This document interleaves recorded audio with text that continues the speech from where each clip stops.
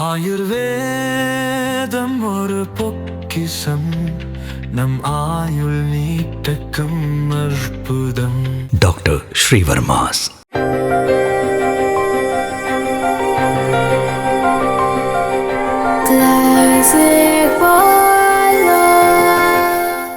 City Union Bank all in one ஆப்ல இருந்து video KYC மூலமா வீட்ல இருந்தே பேங்க் அக்கவுண்ட் ஓபன் பண்ணலாம். வீடியோ கால்லயே வெரிஃபிகேஷன் முடிஞ்சிரும். City Union Bank. சாணக்கியா நேயர்களுக்கு வணக்கம். அஜித்குமாரோட கொடுமையான மரணம் எல்லா ஊடகங்களையும் இதை பற்றின விவாதங்கள், நேர்காணல்கள், செய்திகள் எல்லாம் போயிட்டே இருக்குது. ஆனால் அதே டைம்லைனில் 2 இளம் பெண்கள் வரதட்சணை கொடுமை தாங்க முடியாமல் தற்கொலை பண்ணி இறந்துருக்காங்க.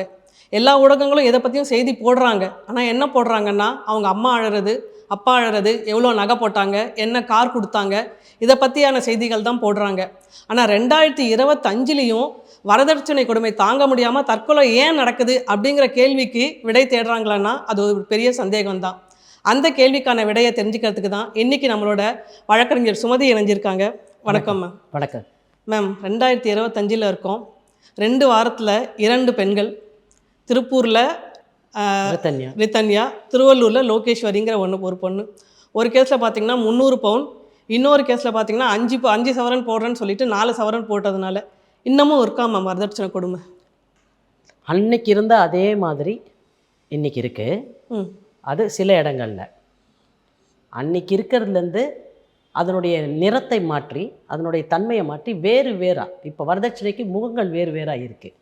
பெரும்பான்மையாக அதே மாதிரி தான் இருக்குது. என்ன நகை போடுவேன், எவ்வளோ கல்யாணம் பண்ணுவேன், மாப்பிள்ளைக்கு என்ன செய்வேன், அப்புறம் இது வேறு என்ன கிஃப்ட் கொடுப்பீங்க, எந்த மண்டபத்தில் கல்யாணம் பண்ணுவீங்க, அப்புறம் யார் மியூசிக் பார்ட்டி வைப்பீங்க, கேட்ரிங், அதுக்கப்புறம் கேட்ரிங் யார் வைப்பீங்க, அதுக்கப்புறம் இது மெஹந்தி உண்டா, சங்கீத் உண்டா. எஸ்பெஷலி சவுத் இந்தியாவில், குறிப்பாக தமிழ்நாட்டில் மெஹந்தி என்பதும் சங்கீத் என்பதும் நம்முடைய தமிழ் சமூகத்தினுடைய எந்த கலாச்சாரத்துலேயும் இல்லை. எந்த சமுதாயத்தை சேர்ந்தவர்களாக இருந்தாலும், நான் இதுக்காக ஜாதி பேசுகிறேன்னு நினைக்காதீங்க, ஒரு ஃபேமிலிலையும் ஒரு பாரம்பரியம் இருக்குது. அந்த மாதிரி எந்த குடும்பத்தை சேர்ந்தவர்களாக இருந்தாலும் சங்கீத் என்பதும் மெஹந்தி என்பதும் நம்ம பாரம்பரியத்தில் கிடையாது. என்ன இருந்தது, கல்யாணம்னாக்கா எல்லா பெண்களும் ஒரு வீட்டில் கூடுவாங்க. அவங்க அந்த வீட்டில் இருந்த அக்கம் பக்கத்தில் இருந்த மருதாணி செடியிலேருந்து எடுத்து மருதாணி பறித்து வச்சுக்குவாங்க, அழகு பார்த்துக்குவாங்க, பெண்ணுக்கு நிறையா வச்சு விடுவாங்க கல்யாண பெண்ணுக்கு. அப்படியே கூட இருக்க அந்த தோழிகள் வைத்து, இது சாதாரணமாக ஒரு வீட்டுக்குள்ளே நடக்கிற ஒரு நிகழ்ச்சி, கல்யாணத்துக்கு ஒரு 3-4 நாளைக்கு முன்னாடி. ஆனால் இதே ஒரு ஈவெண்ட் ஆக்கி சங்கீத்துன்னு சொல்லி அதுக்கு ஒரு அரை நாள் மண்டபம் எடுத்து அதுக்கு ஒரு காஸ்ட்டு போட்டு அதுக்குள்ளே ஒரு 100 பேர் உட்காந்து சாப்பிட்றது, அதுக்கு ஒரு கேட்ரிங்கு, அதுக்கு ஒரு காஸ்ட்டு, அதுக்கப்புறம் சங்கீத்து, அதுக்கப்புறம் ஒரு ப்ரீ வெட்டிங் ஷூட்டு, ரிசப்ஷனு, அதுக்கப்புறம் வெட்டிங்கு, அதுக்கப்புறம் மியூசிக்கு, ப்ரீ வெட்டிங் ஷூட்டு, அப்புறம் டெஸ்டினேஷன் ஷூட்டு. என்ன இது, இந்த வரதட்சணைன்றது, இந்த காஸ்ட் இருக்கு இல்லையா, வேறு தளங்களுக்கு போய் இன்றைக்கி சராசரியாக ஒருத்தர் கௌரவமாக கல்யாணம் பண்ணலாம் அப்படின்னு நினச்சி ஒரு கல்யாணம் கௌரவமாக பண்ணுறதுக்கு என்னங்க வேணும்? ஒரு சின்ன மண்டபம், 2 குடும்பத்தையும் சார்ந்தால் ஒரு 250 பேர், ஒரு 400 பேருக்கு மேலே க்ளோஸ் கிடையாது. நமக்கு ரிலேட்டிவ்ஸ் அண்ட் ஃப்ரெண்ட்ஸ்ன்னு பார்த்தா 500 பேர் இருக்கலாம் அதிகபட்சமும். ஆனால் நம்ம 2000 பேர் கூப்பிட்றோம், 3000 பேர் கூப்பிட்றோம். நிஜமாகவே 3000 பேர் நம்ம க்ளோஸா? அப்போது 3000 பேரை கூப்பிடுவர்களை பார்த்து நாமளும் 3000 பேரை கூப்பிட்டா தான் இது கல்யாணம் பெருசாக பண்ண மாதிரி இருக்கும் அப்படின்றதுக்காக அந்த 3000 பேரை அக்காமடேட் பண்ணுறதுக்கான பெரிய மண்டபம், அதுக்கான காஸ்ட்டு, அதுக்கான கேட்ரிங்கு, இப்படி படிப்படியாக ஏறி போய் இன்றைக்கி ஒரு கல்யாணம், ஒரு சாதாரண ப்ரைவேட் கம்பெனியில் வேலைக்கு போகிற ஒரு ஃபேமிலியோ, இல்லை ஒரு கவர்மெண்ட் சர்வீஸில் போய் ஒரு வேலைக்கு போகிற ஃபேமிலியோ, நேர்மையாக சம்பாதிச்சிட்டு வரவங்க நான் சொல்கிறேன், அவங்களுடைய லைஃப் டைம் சேவிங்ஸை ஒரு கல்யாணத்தில் செலவழித்து முடிச்சிருவாங்க. ஒரு பெண்ணை பெற்றவங்களாக இருந்தால் 2வது பெண்ணுக்கு கல்யாணம் பண்ணணுன்னாக்கா ரொம்ப கடினமான ஒரு முடிவு தான் அது அவங்களுக்கு. அதை 2 பேருக்கும் பகிர்ந்து ஒரு கல்யாணத்தை பண்ணணும் போது டு தி எக்ஸ்பெக்டேஷன், மாப்பிள்ளை வீட்டாரோட எக்ஸ்பெக்டேஷனுக்கு 2 கல்யாணத்தையும் அவங்களால பண்ண முடியுமானா அது மிகப்பெரிய கேள்விக்குறி தான். இன்றைக்கி நீங்கள் சாதாரணமாக ஒரு மண்டபத்தை எடுத்துக்கிட்டிங்கன்னா 7 லட்சம் 8 லட்சம்னு சொல்கிறாங்க. நீங்கள் மண்டபம் காஸ்ட் பார்த்தீங்கன்னாக்கா, இதெல்லாம் நாங்கள் ஏன் இவ்வளோ டீட்டெயிலாக சொல்கிறேன்னா நமக்கு தெரியணும் எங்கே இருக்கோம் நம்ம அப்படின்னு. மண்டபம் காஸ்ட்னு பார்த்தீங்கன்னா, மண்டபத்துக்கு ஒரு காஸ்ட்டு, அதுலேயே 2ஆக டிவைட் பண்ணி தான் நமக்கு பில் தராங்க மண்டபத்தில். பேசிக்காக ஒரு பில் தருவாங்க. மண்டபத்துக்கு மொத்தமாக நம்ம 7 லட்ச ரூபா கட்டுவோம். பில்லு வந்து ஒரு 4 லட்ச ரூபாய்க்கு தான் தருவாங்க. 3 லட்ச ரூபாய் என்னன்னாக்க அங்கே போட்டிருக்க சேருக்கு ஹையரிங்கு, அப்புறம் எலக்ட்ரிசிட்டி சார்ஜஸ், இதையெல்லாம் மிசலேனியஸாக போட்டு இதுக்கு பில்லே வராது. இப்போ நாளைக்கே ஒரு பெண் அதை கோர்ட்டில் போய் ப்ரூவ் பண்ணணும்னு வச்சுக்கோங்க, நான் மண்டபத்துக்கு 7 லட்ச ரூபா நான் செலவழிச்சேங்க, பில்லு எங்க 4 லட்ச ரூபாய்க்கு தான் இருக்கும். 3 லட்ச ரூபாய் ஸ்ட்ரெயிட்டாக ஸ்வைப் ஆஃப் ஆகிடும். கேட்ரிங் நீங்கள் சொல்லுங்கள், எந்த கேட்ரரு 25 லட்ச ரூபா 20 லட்ச ரூபா, எனக்கு தெரிஞ்சு இதெல்லாம் செலவாயிருக்கு கேட்ரிங்கில். 12 லட்ச ரூபா மினிமம் காஸ்ட் ஆகுது கேட்ரிங்க்கு. ஒரு 750 பேர் 800 பேர் நீங்கள் கூப்பிட்டு சாப்பாடு போட்டிங்கன்னா, ஒரு ஆர்டினரி சிம்பிள் ஃபுட்டு நீங்கள் சொன்னீங்கன்னா இன்றைக்கி 500 ரூபாங்க. ஒரு லஞ்ச் நீங்கள் ஒரு கல்யாண மண்டபத்தில் ஒரு பர்சனுக்கு சர்வ் பண்ணுற லஞ்ச் ஒரு இலைக்கு நீங்கள் 500 ரூபா கட்டுறீங்க. அப்போ நீங்கள் அந்த காஸ்ட் என்னவாக இருக்கும்னு பார்த்துக்கோங்க. இன்றைக்கி எத்தனை கேட்ரர்ஸ் வந்து பில்லு கொடுக்குறாங்க? அப்போ செஞ்ச செலவுகளுக்கு எந்த விதமான ஆதாரமும் இல்லாமல் தான் நம்ம செலவு பண்ணுறோம். நீ பேங்க் ட்ரான்ஸ்ஃபர் நான் பண்ணுறேன் அப்படின்னாக்கா கேட்ரஸ் அதெல்லாம் ஏற்றுக்க மாட்டாங்க. ஆமாம், ப்ராக்டிக்கலாக நான் சொல்கிறேன். அப்போது மண்டபம், caterers, video and photograph, pre wedding shoot, அதுக்கப்புறம் வெட்டிங்குக்கு ஒரு ஷூட், ஆமாம், அதுக்கப்புறம் வந்து டெஸ்டினேஷன் ஷூட்டு, இதுக்கெல்லாம் அதுக்கான காஸ்ட்டு. சங்கீத் நான் உங்களுக்கு சொன்னேன், அதுக்கு நம்ம ஒரு அரை நாள். அப்புறம் மியூசிக் பார்ட்டி, ஏதாவது ஒரு லைட் மியூசிக் கச்சேரி வச்சாலோ ஒரு கிளாசிக்கல் மியூசிக் என்ன வச்சாலுமே அதுக்கு ஒரு காஸ்ட் தானே ஆகுது. அப்போ இதெல்லாத்தையும் நீங்கள் கவர் பண்ணி ஒருத்தர் கல்யாணம் பண்ணி முடிக்கும்போது இன்னைய டேட்டுக்கு மினிமம் ஒரு கல்யாணத்துக்கு 25 to 30 lakhs rupees வந்து ஆறுது. அது வந்து சாதாரண காசு இல்லைங்க. ஒரு மனுஷனுடைய வாழ்நாள் சேமிப்பு இருக்குது 30-35 lakhsன்றது. இதை தவிர இதெல்லாம் வந்து திரும்ப வராத செலவுகள். ஆமாம், மண்டபத்துக்கு செலவழிச்சேன் திரும்பி வராது, சாப்பாடுக்கு செலவழிச்சேன் திரும்பி வராது, இன்விடேஷனுக்கு செலவழிச்சேன் திரும்பி வராது, வீடியோக்கு கொடுத்தேன் திருப்பி வராது. இதெல்லாம் irretrievable காஸ்ட். ரெட்ரீவபிள் காஸ்ட் என்ன? நகைகளுக்கு நான் கொடுத்தது, காஸ்டியூம்ஸுக்கு கொடுத்தது வராது. நகை, மாப்பிள்ளை வீட்டுக்கு காஸ்டியூம்ஸ் நான் வாங்கி கொடுத்ததும் சரி, பெண்ணுக்கு நான் வாங்கி கொடுத்தது இதுவும் திரும்பி வராது. அப்போ திரும்பி வராத காஸ்ட்டை போட்டு திரும்பி வர்றதுன்னு என்ன பார்த்தாக்கா ஜுவல்ஸ் நிற்கும். இந்த ஜுவல்ஸில் தான் பிரச்சனை வரும். என்னன்னா இந்த பெண்ணுக்கு வந்து அந்த பெண் வீட்டில் 25 சவரன்லேருந்து 50-60 சவரன் ஏதோ ஒன்று வச்சுக்கோங்களேன் எக்ஸ். அந்தந்த குடும்பத்தினுடைய தகுதிக்கு அவங்களுடைய பொருளாதார பின்னணிக்கு ஏற்ற மாதிரி நீங்கள் அந்த குடும்பத்தை பொறுத்த வரைக்கும் நீங்கள் 10 சவரன் நகை கொடுத்தா கூட அது அவங்களுக்கு பெரிய விஷயங்க. அதை நம்ம ரெஸ்பெக்ட் பண்ணணும். 10 சவரன் தானே நம்ம சொல்லக்கூடாது. அந்த குடும்பத்துக்கு 10 சவரன்றது பெரிய கனவாக கூட இருந்திருக்கும். இன்றைக்கி 10 சவரன் என்பது 12 லட்ச ரூபா 10 சவரனோட காஸ்ட். ஏன் தெரியுங்களா? ஒரு சவரன் வாங்கினீங்கன்னாக்கா நீங்கள் 1.25 சவரனுக்கு பே பண்ணுறீங்க. செய்கூலி, சேதாரம், ஜிஎஸ்டி எல்லாம் சேர்த்தா ஒரு சவரன் நகைக்கு 20% to 25% வந்து depending on the design of the jewels 25% வரைக்கும் நம்ம கட்டுறோம். அப்படின்னா 70,000 ரூபாய் ஒரு சவரனுடைய வேல்யூ. அப்படின்னா 1 லட்சம் ரூபாய் வரைக்கும் நம்ம கட்டுறோம். அப்போ 10 சவரன் நகை போடுறாங்கன்னா 10 லட்சம் ரூபா கட்டுறாங்க அவங்க.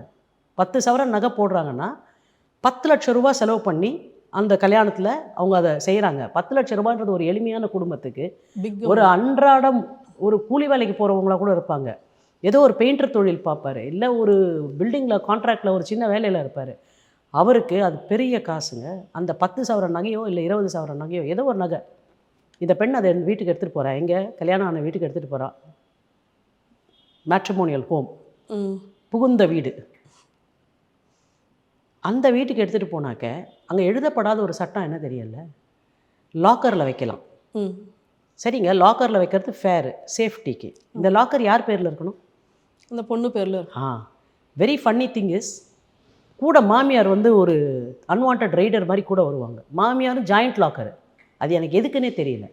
அம்மா உன் நகைகள் கொண்டு வந்திருக்கேன், உன் பேரில் வச்சுக்கோ, வேணா உங்கள் அம்மாவை ஜாயிண்ட் லாக்கரில் வச்சுக்கோமா, we have got nothing to do with this jewels. இப்படி சொன்னவர்கள் யாருன்னா இருக்காங்க நீங்கள் சொல்லுங்கள்? Very very rare thing.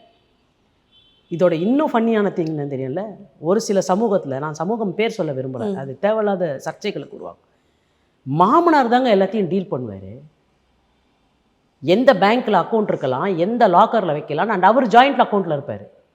இல்லை சில இடங்களில் மாமனார் பேரில் மட்டும் எக்ஸ்க்ளூசிவாக லாக்கர் இருக்கும். அந்த லாக்கரில் கொண்டு போய் நகைகளை வைக்கிறாங்க.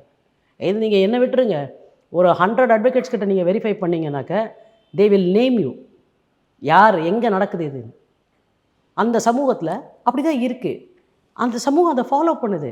ஃபாதர்ன்ல தான் எல்லாத்தையும் ஹேண்டில் பண்ணுவார். எவ்ரி ருப்பிக்கு அவர் தான் வச்சுருப்பார். வட்டியை வரைக்கும் அவர் எழுதி வைக்கிறாரு.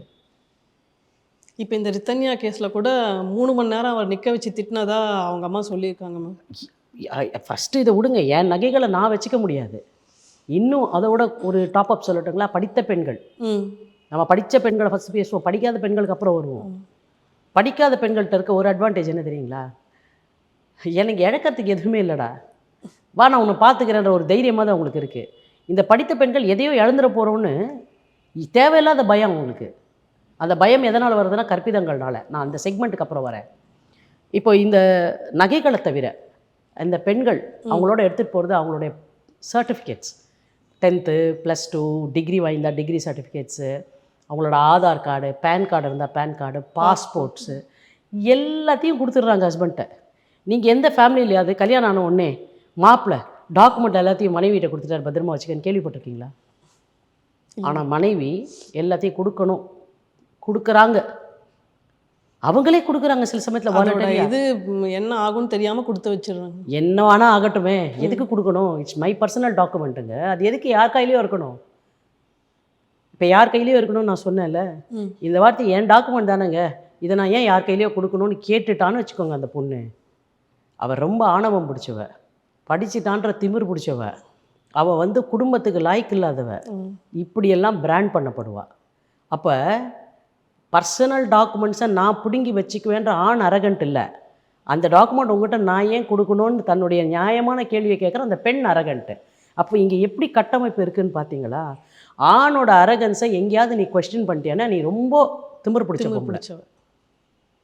அப்போ நான் திமிர் பிடிச்ச பொம்பளை இல்லை அப்படின்றத எஸ்டாப்ளிஷ் பண்ணுறதுக்காக டாக்குமெண்ட்டை விட்டு கொடுக்கறதுலேருந்து, நகையை பாதுகாப்பாக வைக்கக்கூடிய லாக்கரில் என் பேரை தவிர வேற ஒரு பேர் சேர்க்கறதுலேருந்து எல்லா இடத்துலையும் இவங்க சொல்கிறாங்கல்ல வழக்கமாக ஒரு வார்த்தை, அட்ஜஸ்ட் பண்ணி போகணும். இந்த அட்ஜஸ்ட்மெண்ட் இது சரி வச்சா என்னங்க பிரச்சனை அப்படின்னா, நல்லா இருக்க வரைக்கும் ஓகேங்க. ஏதோ ஒரு சண்டை வந்துருச்சு ரெண்டு பேருக்குள்ளேயே, தீர்க்க முடியாத சண்டை, அவங்க போய் பேங்க் லாக்கரில் எடுக்க முடியாது, இவன் ஒரு லெட்டர் கொடுத்துருவான். அப்போ இது எங்கே கடைசியாக அந்த பிரச்சனை முடியும் தெரியுங்களா? எனக்கு வேண்டாம்ப்பா, எனக்கும் செட் ஆகலை, நம்ம பிரிஞ்சுக்கலாம் அப்படின்னு அவங்க ஒரு விவாகரத்துக்கு போனோன்னாக்க தெளிவாக எங்கிட்ட இவங்களோட நகை எதுவும் இல்லைன்னு சொல்லுவாங்க.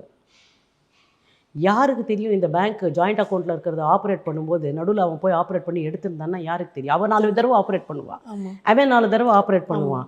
சார் அவள் ஆப்ரேட் பண்ணால் நான் ஆப்ரேட் பண்ணுவேன், என் நகைகளும் அதில் தான் சார் இருக்கும், எனக்கு வேணும் போது நான் ஆப்ரேட் பண்ணுவேன், அவளுக்கு வேணும் போது அவள் ஆப்ரேட் பண்ணுவான்னாக்க யார் நகையை யார் எடுத்தான் யார் வச்சான்னு யாருக்குமே கணக்கு இருக்காது, ப்ரூஃப் இருக்காது. ஒன் ஃபைன் டே நான் எடுத்து போய் லாக்கரை ஓப்பன் பண்ணி பார்க்கலான்னா நகை இருக்காது. இவ தான் கடைசியாக போய் ஆப்ரேட் பண்ணான்னாங்கன்னா நான் ஒன்றும் பண்ண முடியாது. அப்போ என்ன ஆகிடும்னா, என் நகையை நான் திரும்பி மீட்கிறதுக்கு, என் டாக்குமெண்ட்ஸை நான் மறுபடியும் மீட்கிறதுக்கு நான் வந்து நீ சொல்கிற இடத்துல கையெழுத்து போட்டு விவாகரத்தை மட்டும் வாங்கிட்டு வெளியே வந்துடணும். அதன் மூலம் சட்டத்தில் எனக்கு கொடுக்கக்கூடிய என்னுடைய சொந்த சம்பாத்தியத்தில் எனக்கு சாப்பிடுவதற்கான வசதியோ வாய்ப்போ இல்லை, நான் வேலைக்கு போகாத ஒரு பெண்ணு ஒரு 8 வருஷம் கழிச்சு இல்லை 7 வருஷம் கழிச்சு 2 வருஷம் கழிச்சு எனக்கு ஒரு விவாகரத்துன்னு வச்சுக்கோங்களேன், நீ சொல்கிற இடங்களில் நான் கையெழுத்து போட்டுட்டு நான் விவாகரத்து வாங்கிட்டு வெளியே போயிடணும். எனக்கு மெயின்டெனன்ஸும் கிடையாது, ஆயுட்கால ஜீவனாம்சம்னு சொல்கிற பர்மனெண்ட் அரிமனியும் எனக்கு கிடையாது. ஏன் கிடையாதுன்னா, நான் விட்டுட்டேன்ல அந்த 25 சவரன்னு, அதை நான் மீட்கணும், என் டாக்குமெண்ட்ஸை மீட்கணும். அதுக்கு நான் என்ன திருப்பி ரிட்டர்னில் கொடுக்குறேன்னா என்னுடைய ரைட்ஸை கொடுக்குறேன். என்னை ரைட்ஸை வந்து நான் விட்டுட்டு நான் என் பொருளை மட்டும் எடுத்துக்கிட்டு வரேன். அப்போது நிகர லாபமோ நிகர நஷ்டமோ என்ன? எங்கள் அப்பா 30 லட்சம் ரூபா என் கல்யாணத்துக்கு செலவு பண்ணார்ல, அது முடிஞ்சு போச்சு. அந்த செலவுக்கு பயந்து தான் அவ்வளோ செலவு பண்ணி எங்கள் அப்பா வந்து லைஃப் டைம் ஏர்னிங்ஸை செலவு பண்ணி கல்யாணம் பண்ணியிருக்காரு. நான் வாழாமல் வந்துட்டால் மொத்தமும் வேஸ்ட் ஆகிடுமே. உங்களுக்கு புரியுதுங்களா? இப்போ வந்து எனக்கு உடம்பு சரியில்லைங்க, எனக்கு முன்னாடி ஒரு பெரிய விருந்து இருக்குது, அந்த விருந்தில் கொஞ்சம் விஷம் இருக்குதுன்னு எனக்கு தெரியுது, நான் சாப்பிடுவேன்னா? சாப்பிட மாட்டேன். ஆனால் இங்கே என்ன ஆயிடுதுன்னா, ஐயோ இந்த விருந்து வீணாக போயிடுதுன்னு விஷத்தையும் சேர்த்து சாப்பிட்ற மாதிரி, இவன் கூட வாழ்கிறது விஷம் அப்படின்னு தெரிஞ்சாலும் அட்ஜஸ்ட் பண்ணி சாப்பிட்டா செத்துடுவேன்டா, செத்துடுவேன். ஆனால் மீண்டும் மீண்டும் அட்ஜஸ்ட் பண்ணி சாப்பிடு, விஷம் இருக்க இடத்த மட்டும் கொஞ்சம் பிரித்து வைன்றாங்க, அது மொத்தத்துலேயுமே விஷம் கலந்துருக்கே, நான் சாப்பிட்டா செத்துருவனே. இந்த மாதிரி தாட்டை ஏன் மேம் பேரண்ட்ஸ் இன்ஜெக்ட் பண்ணுறாங்க அந்த பொண்ணுங்களுக்கு? இது சமூகத்தோட குற்றமா, பேரண்ட்ஸோட குற்றமா? இது வந்து சமூகம் ஆண்டாண்டுகளாக ஒவ்வொருத்தர் மனசுலையும் இறக்கி இறக்கி இறக்கி இறக்கி இதை ப்ரொட்டஸ்ட் பண்ணுறதுக்கான தெம்பு இல்லாமல், இது ப்ரொட்டஸ்ட் பண்ணணுன்ற அறிவும் இல்லாமல், பாரதி சொல்லுவான், கஞ்சி குடிப்பதற்குலாம் இதன் காரணம் இவையனும் அறிவும் இல்லாத ஒருத்தனுக்கு கஞ்சி குடிக்கிறதுக்கு இல்லாத கொடுமை. ஏன்டா எனக்கு கஞ்சி இல்லைன்றது காரணம் தெரியாமல் இருக்கு பார்த்தீங்களா, அது ரொம்ப கொடுமை. அது மாதிரி நான் ஏன் இதை ப்ரொட்டஸ்ட் பண்ணக்கூடாதுன்னு நினைக்கிறேன் பார்த்தீங்களா, அதுவே தப்பு. ஏன் ப்ரொட்டஸ்ட் பண்ணக்கூடாதுன்னு நான் நினைக்கிறேன்றது யோசிக்காமல் இருக்காங்க பார்த்தீங்களா, அது இன்னும் ஆகப்பெரிய ஒரு துன்பம். இது எல்லாத்துக்கும் பின்னாடி என்னன்னாக்க, ஒவ்வொரு வீட்டுக்குள்ளேயும் இருக்கக்கூடியவர்களுடைய ஆணாதிக்க மனசு இருக்குது பார்த்தீங்களா, அந்த ஆணாதிக்க மனசு தான் ஆண்மைன்னு நம்ம ஒரு கற்பிதம் இருக்குல்ல பெண்களுக்கே கூட. ஆமாம் ஆமாம். ஒரு பாட்டில் வந்தது, மெல்லிய ஆண்மகனை பெண்ணுக்கு பிடிக்காது முரடன் ரசித்து. எவன்டா சொன்னா முரடனை ரசித்தேன்னு? நீங்களா சொல்லிப்பீங்களா? முரடனை நாங்கள் வெறுக்கிறோம், நீங்கள் அதை கொண்டு வந்து எங்கள் மனசில் திணிக்காதீங்க. இளம் பெண்களோட மனசில் முரட்டுத்தனமாக இருக்கிறது. அன்றைக்கி யாரோ ஒருத்தர் ஒரு டிவி ஷோவில் சொல்கிறாங்க, அவர் என்னை அடிக்கலையேன்னு எனக்கு வருத்தமாக இருக்குன்னு. I was shocked. அப்போ இது என்னை ரொம்ப அன்பாக வச்சுக்கிறாருங்க, ஒரு தடவையாவது அடி வாங்கணும்னு ஆசையாக இருக்குது, கவலையாக இருக்குது, வருத்தமாக இருக்குது. அப்போ இந்த சமூகம் எப்படிப்பட்ட கட்டமைப்பை மன உணர்வுகளை வந்து பெண்களுக்குள்ளே ஏற்படுத்தி வச்சுருக்கு. பெண்களே அதை போக வச்சுட்டாங்க. அவங்களே அதை பிலீவ் பண்ண வைக்கிறாங்க. இப்போ ஒரு ஆணாதிக்கம் தான் வந்து அவனுக்கான ஆண்மைன்னு ஒரு பெண் நம்பர் அந்த குடும்பத்துக்குள்ள. அப்போ அப்பா சொல்கிறாருமா கேட்டுக்க, அப்பா நல்லதுக்கு தான்மா சொல்லுவார், ஏன் அப்பா தப்பாக சொல்ல மாட்டாரா? அப்பா என்ன பிரில்லியன்ட், எவர் பிரில்லியண்ட்டா? அப்பா முட்டாளாக இருக்கிறதுக்கான சாத்தியக்கூறு இல்லையா? இங்கே என்ன நினைக்கிறாங்க, எவ்வளோ ஆகப்பெரிய முட்டாளாக இருந்தாலும், அவன் வீட்டுக்குள்ளே அப்பாவாக இருந்தாலும், வீட்டுக்குள்ளே கணவனாக இருந்தாலும், அவன் மோஸ்ட் பிரில்லியன்ட் ஃபெல்லோன்னு நினைக்கிறாங்க. இதுவே ஒரு பைத்தியக்காரத்தனோட மூட நம்பிக்கை இல்லை? கரெக்ட். அப்போ இதெல்லாம் சேர்ந்து தான் என்ன ஆகிடுது, கொஞ்சம் அட்ஜஸ்ட் பண்ணிப்போன்னு சொல்லும்போது நான் திரும்ப வந்து சொல்கிறேன். அந்த பெண்ணுடைய ரித்தன்யாவுடைய வழக்கில் பார்த்தீங்கன்னா 78 நாள் தான் அவளுடைய கல்யாணம் மொத்தமே. அந்த 78 நாளைக்குள்ளே அவள் பல தடவை வந்து சொல்லியிருக்கா அவங்க அப்பா அம்மாட்ட. அவங்க என்ன நினைக்கிறாங்க, 78 நாள் தானே இருக்குது, இன்னும் கொஞ்சம் டைம் கொடுத்தா சரியாயிடும்னு.